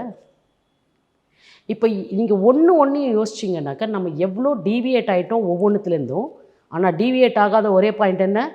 மேல் chauvinism will be intact, patriarchy will be intact, ஆணாதிக்க சமூகம், ஆண்வழி சமூகம், ஆணாதிக்க சமூகம், இது கரெக்டாக இருக்கும். ஃபேமிலினாக்க நான் தான் ஹெட்டு, நீ வந்து செகண்ட் ஃபிடில் தான், அது சரியாக இருக்கும். நீ பிரச்சனைன்னு வந்து சொன்னாலும் அட்ஜஸ்ட் பண்ணிக்கோன்னு சொல்லி தான் உங்கள் வீட்டு ஆண்கள் திருப்பி அனுப்புவாங்க, அது அப்படியே இருக்கும். ஆனால் மீதி பெரிஃபரல் மேட்டர்ஸ் எல்லாம் மாற்றிடுவோம். நம்ம சுற்றி எல்லாத்தையும் மாற்றிட்டோம், நம்மளை இன்னும் மாற்றிக்கல. உள்ளே மாற்றுறதுக்கு பதிலாக வெளியில் மாற்றிக்கிட்டு இருக்கிறோம். உள்ளே மாறணுங்க, உள்ளம் மாறணும். அது மாறாமல் இருக்குது, அதுதான் இங்கே பிரச்சனை. மேம், இப்போ இந்த மாதிரி ரொம்ப அழுத்தத்தில் இருக்கிற பெண்கள், நான் எங்கே டிவோர்ஸ் வாங்கினா எங்கள் அம்மா அப்பா ஹர்ட் ஆவாங்களோ, இல்லை எனக்கு கல்யாண செலவு போயிடுமோ, இல்லை என்னை திமிர் பிடிச்சவன்னு சொல்லிடுவாங்க, எனக்கு அட்ஜஸ்ட் பண்ணிக்கலன்னு சொல்லிக்கிறாங்கன்னு மன அழுத்தத்திலேயே இன்னமும் வாழ்ந்துட்டுருக்கிற பெண்களுக்கு நீங்கள் என்ன அட்வைஸ் கொடுப்பீங்க? 2 விஷயங்க. யார்கிட்டையுமே என் பிரச்சனையை சொல்லிட மாட்டேன், அது எனக்கு மரியாதை குறைச்சல்னு நினைக்கிறதே ஃபஸ்ட்டு தப்பான விஷயம். ஓகே. ஃபஸ்ட்டு வந்து என் விஷயம் இன்னொருத்தருக்கு தெரிஞ்சிட்டாலே நம்ம என்ன பெரிய விஜயநகர சாம்ராஜ்யமா? தெரியட்டுமே, என் பிரச்சனை உனக்கு தெரிஞ்சாதான் என்ன? நீ அப்படியே என்னை தப்பாக பேசணும்னு வச்சுக்கோயேன், you are not my good friend. Yes. என் பிரச்சனை உன்கிட்ட சொல்லி நீ அதை ஒரு 10 பேர்கிட்ட சொல்லி நீ சொல்லிக்கோ, அதை பற்றி எனக்கு ஒன்றும் பிரச்சனை இல்லை. பட் கான்ஃபிடென்ஷியலாக நான் உங்கள்கிட்ட ஒன்று சொல்கிறேன், நீ 10 பேர்கிட்ட சொல்லிட்டேன்னு வச்சுக்கோயேன், you have betrayed my trust. So be it. நீ என்னோட நல்ல தோழி கிடையாது, முடிஞ்சு போச்சு. அது 10 பேருக்கு தெரியறதுனால எந்த பிரச்சனையும் கிடையாது. You made my job easy yes. இல்லை? ஸோ இருந்துட்டு போயிட்டோம். யார்கிட்டயா ஃபஸ்ட்டு மனசை விட்டு பேசும்போது அவங்க உனக்கு ஒன்று சொல்லுவாங்க, இப்படி ஹேண்டில் பண்ணிப்பாருன்னு. இல்லை வா, எனக்கு வேறு ஒருத்தர் தெரியும், அவங்க நல்லா கவுன்சில் பண்ணுவாங்க. இன்றைக்கி நிறைய யங்ஸ்டர்ஸ் வந்து எம்ஃபில்லாம் வந்துட்டு சைக்காலஜிலாம் படித்து நிறைய யங் கேர்ள்ஸ் வந்திருக்காங்க, நல்லா பேசுகிறாங்க. நான் வந்து நிறைய யங்ஸ்டர்ஸ் அந்த மாதிரி மீட் பண்ணேன். அப்புறமா நம்ம பார்த்து வளர்ந்த குழந்தைங்க தான். இப்போ என் டாட்டரோட கிளாஸ்மேட்டில் ஒரு கேர்ள் சைக்காலஜி படிச்சிருக்கா. பார்த்து நான் 6ஆம் கிளாஸ்லேருந்து அந்த குழந்தைய பார்த்துட்டு இருக்கேன். இப்போ அவகிட்ட உட்காந்து நான் பேசும்போது அந்த பெண்கிட்ட நான் பார்த்து அந்த குட்டி பொண்ணான்னு இருக்குது, அவள் அவ்வளோ பிரமாதமாக பேசுகிறா, அவ்வளோ அவ்வளோ செக்மெண்ட் பண்ணி, அவ்வளோ அனாட்டமி, அவ்வளோ அதை க்ளீனாக டிசெக்ட் பண்ணி, இதான் ஆண்டி இந்த பிரச்சனை அப்படின்னு சொல்கிறதுக்கு அவளால் முடியுது. அடடா பிரமாதமாக சொல்கிறாளே, எனக்கு இது வரைக்கும் எனக்கே தெரியல சாய், இதெல்லாம் நீ பிரமாதமாக சொல்கிற அப்படின்னு நான் சொல்கிற நம்ம பிரமிக்கிற மாதிரி இடத்துல இருக்காங்க யங் கேர்ள்ஸ். இன்னைக்கு இருக்க ஜெனரேஷன் கிட்ட இருக்க ஒரு பெரிய பெரிய அட்வான்டேஜ் என்ன தெரியுங்களா? they are very very sensitive about privacy. they are very very sensitive about not disclosing what has been told to them. சொந்த அம்மா அப்பாவே இருந்தாலும் அவங்களோட ஃப்ரெண்டுக்கு இருக்க பிரச்சனையை நம்மக்கிட்ட பேச மாட்டாங்க. இன்றைக்கி இருக்க கேர்ள்ஸ் அண்ட் பாய்ஸ் பார்த்தீங்கன்னா அதெல்லாம் நம்ம ரெஸ்பெக்ட் பண்ணணுங்க, கற்றுக்கணும் நம்ம இப்போ இருக்க ஜெனரேஷன் கிட்ட. அப்போ அந்த மாதிரி யங் பீப்புள் கிட்ட போய் நீங்கள் பேசுங்க முதல் லெவலில். அப்புறம் உங்களுக்கு ரொம்ப எக்ஸ்பீரியன்ஸ் ஆள் யாருன்னா வேணும்னா கூட நீங்கள் போய் பேசலாம் பின்னாடி. முதல்ல மனசு விட்டு பேசுங்க. ப்ரொஃபஷனலாக இருக்கவங்ககிட்ட பேசினா அவங்க உங்களுக்கு நல்ல ஐடியா சொல்லுவாங்க, உங்கள் மனசுலேருந்து பாரத்தை போக்குறதுக்கு ஒரு ஐடியா சொல்லுவாங்க. ஹெல்ப்லெஸ்ஸாக இருக்கீங்கன்னாக்கா நீங்கள் எப்படி போய் உங்கள் வேலைகளை தேடிக்கலாம், எந்த விதத்தில் நீங்கள் உங்களை ஓரியன்ட் பண்ணிக்கலாம், எந்த விதத்தில் உங்கள் கான்ஃபிடன்ஸை நீங்கள் பில்ட் பண்ணிக்கலாம்.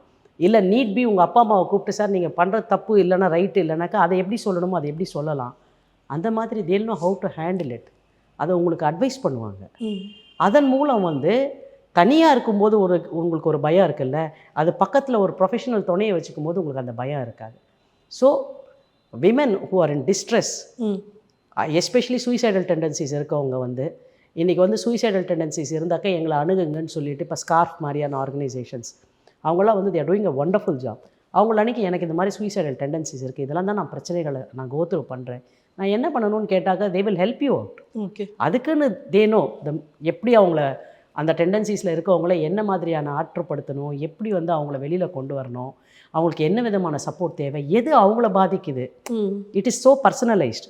ஒவ்வொருத்தருக்கும் ஒரு விதமான அட்வைஸ் கொடுக்குறவங்க. It's not universal. எல்லாருக்கும் ஒரே மாதிரி அட்வைஸ் கிடையாது. நீங்கள் உங்களுடைய பாதிப்பு வேறு எதாக இருக்கலாம், இன்னொரு பெண்ணோட பாதிப்பு வேறு விதமாக இருக்கலாம். அந்த மாதிரி ப்ரொஃபஷனல்ஸ் பிரமாதமாக அட்வைஸ் பண்ணுறாங்க. இப்போ அவங்கள்ட்ட போனோன்னா இப்போ இந்த ரிதன்யா கேஸ் எடுத்துட்டோம்னாலே இப்போ அவங்க அம்மா அப்பா தான் ஆக்சுவலி அவளுக்கு ஹெல்ப் பண்ணல. இப்போ அந்த மாதிரி ப்ரொஃபஷனல்ஸ் இல்லை உங்கள் அம்மா அப்பாவே உனக்கு எதிராக இருக்காங்கன்னு சொல்லி கைட் பண்ணுற அளவுக்கு they are capable. Definitely. Okay.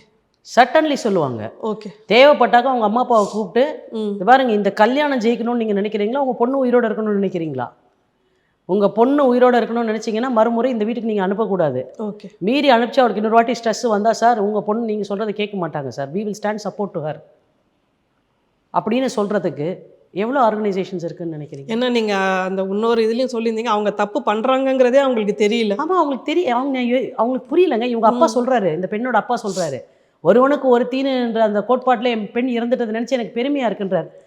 அதாவது இதுதான் ஆணாதிக்கத்தினுடைய கசண்டு இல்லை, இன்னும் அந்த கசண்டு அவர் மனசுலேருந்து போகல.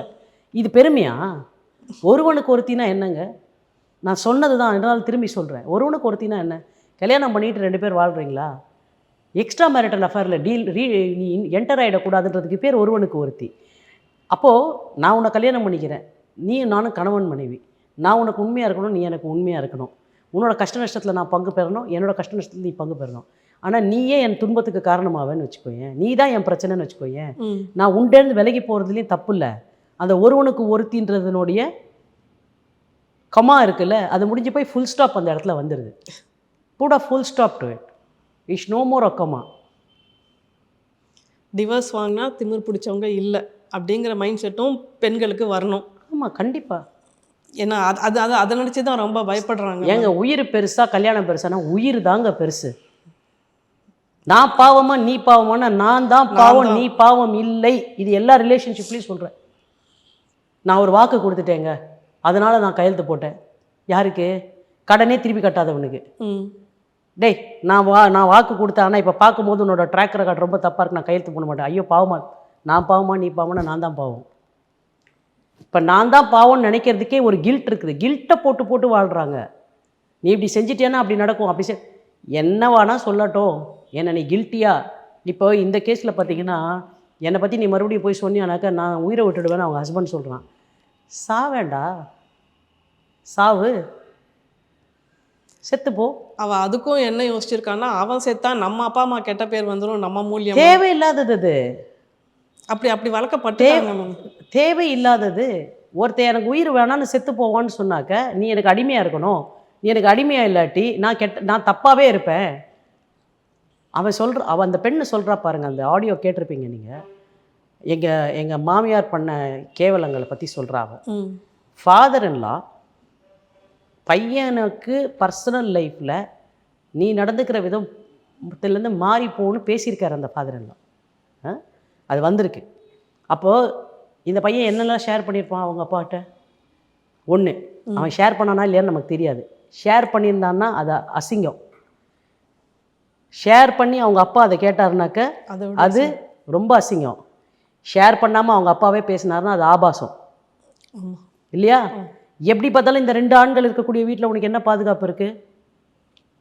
இதை நீ உங்கள் அம்மா அப்பா கிட்ட கூட சொல்ல மாட்டேன்னா என்ன அர்த்தம்? இப்போ இதை உங்கள் அம்மா அப்பாட்ட சொல்ல மாட்டேன்னா நீ யார்கிட்ட சொல்லலாம்? தெரப்பிஸ்ட்டை சொல்லலாம். தெரப்பிஸ்ட் உங்கள் அம்மா அப்பா கூப்பிட்டு இப்படி ஒரு பிரச்சனை போயிட்டு இருக்குது சார் அந்த பெண்ணோட வீட்டில், நீங்கள் இதுக்கு வர விட்டு வச்சிங்கன்னா அந்த பெண்ணை அது எதில் போய் முடியும் தெரியாது. ஒன்று தற்கொலையில் முடியும், இல்லை மர்டரில் முடியும். உங்கள் பொண்ணுடைய கல்யாணம் உங்களுக்கு பெருசா, இல்லை உங்கள் பொண்ணோட உயிர் உங்களுக்கு பெருசா? உயிர் தாங்க பெருசு, கல்யாணம் பெருசு கிடையாது. வாழ்க்கையில் கல்யாணம்ன்றது ஒரு பகுதி, கல்யாணமே வாழ்க்கை கிடையாது. So as you said, we cannot change the old generation. அவங்கள மாற்றவே முடியாதுங்க. நீங்கள் இன்னொரு இன்டர்வியூல சொன்ன தப்பான டெசிஷன் எடுத்தாலும் பரவாயில்ல, ஐ will learn from that. It's okay. I have every right to make a mistake in my decision. So what? I'm happy that I made a decision. I'll live with that decision, good or bad. தப்பா எடுத்துட்டேன்னா சரி பண்ணிக்க வேண்டாம். எதுவாக இருந்தாலும் அது என்ன, பொறுப்பெடுத்துக்கோங்க. It is all right. You have the liberty to be wrong also. So what? எல்லாரும் இங்கே சரியாக தான் இருக்காங்களா? ஒரு தப்பான டெசிஷன் எடுத்து இங்கே வாழவே இல்லையா? தப்பான டெசிஷன் எடுத்தால் என்னங்க, இப்போது கரெக்ட் பண்ணிக்கிறான். அப்புறம் அந்த ஒரு கான்ஃபிடென்ஸ் இருக்கணுங்க. Every person has got a right to take a wrong decision. Because அந்தந்த தருணத்தில் நமக்கு எது சரின்னு தோணுதோ அதை தான் டெசிஷனாக எடுக்கிறோம். பின்னாடி 5 வருஷம் கழித்து அதை விசாரிக்கும் போது ஐயோ அது தப்பு இல்லை அப்படின்னு தோணுச்சுன்னா இட்ஸ் ஓகே. இப்போத்துலேருந்து இதை எப்படி சரி பண்ணுறதுன்னு சரி பண்ணிட்டு போயிட்டே இருக்கணும். நான் தப்பாக டெசிஷன் எடுத்துனேன் அதுக்காக நம்ம தற்கொலை பண்ணி சாக வேண்டிய அவசியம் இல்லை. இங்கே யாரும் எதுக்காகவும் தற்கொலை பண்ணி சாக வேண்டிய அவசியமே இல்லைங்க. இது உலகம் ரொம்ப பெருசு. இங்கே வாழ்கிறதுக்கு எல்லாருக்கும் இடம் இருக்குது, சப்போர்ட் எல்லா இடத்துலையும் இருக்குது. நாம் அந்த சப்போர்ட்டை தேடணுமான்றது தான் கேள்வி. ரொம்ப நன்றி மேம், இவ்வளோ நேரம் உங்களோட கருத்துக்களை பகிர்ந்து. Thanks ma'am.